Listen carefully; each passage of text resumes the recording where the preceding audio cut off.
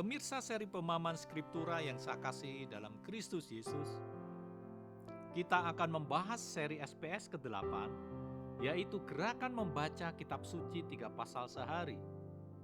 Hari ini, kita akan membahas Amos 4 ayat 4 sampai dengan 5, yang akan diparalelkan dengan Yakobus 1 ayat 27, dengan judul Ibadah Sejati.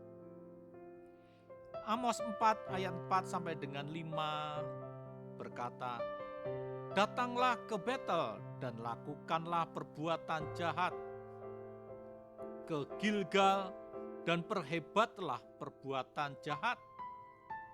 Bawalah korban sembelihanmu pada waktu pagi dan persembahan persepuluhanmu pada hari yang ketiga. Bakarlah korban syukur dari roti yang beragi dan maklumkanlah persembahan-persembahan sukarela. Siarkanlah itu. Sebab bukanlah yang demikian kamu sukai, hai orang Israel. Demikianlah firman Tuhan."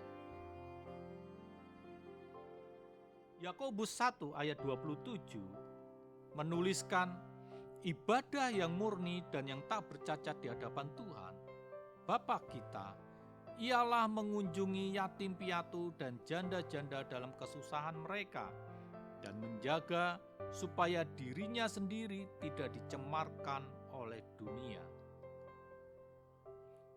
Ibadah seperti apakah yang berkenan di hadapan Tuhan? Pertanyaan ini menjadi sangat penting ketika banyak gereja memperdebatkannya. Setiap gereja tentu memiliki pendapat masing-masing, tetapi kita tidak akan berdebat mengenai hal tersebut. Kita akan melihat apa yang dikatakan kitab suci mengenai hal ini.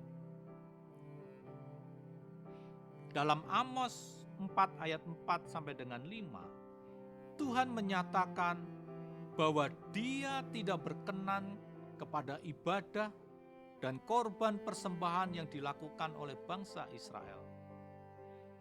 Mengapa Dia tidak berkenan atasnya? Karena Tuhan mendapati perbuatan mereka yang jahat di luar ibadah.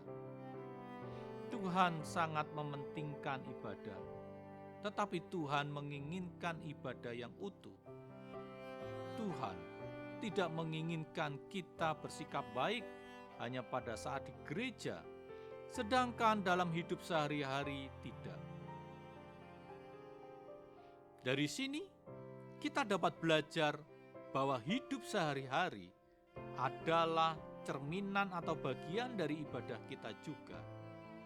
Jikalau hidup kita penuh dengan kejahatan, Tuhan tidak akan pernah berkenan kepada ibadah dan persembahan kita. Seberapa sering kita mengintegrasikan ibadah dan hidup sehari-hari? Jangan biarkan mulut kita memuji Tuhan di dalam gereja, tetapi mengeluarkan kata-kata kotor di luar gereja. Jangan biarkan tangan kita memberi persembahan di gereja, tetapi memeras orang di luar gereja.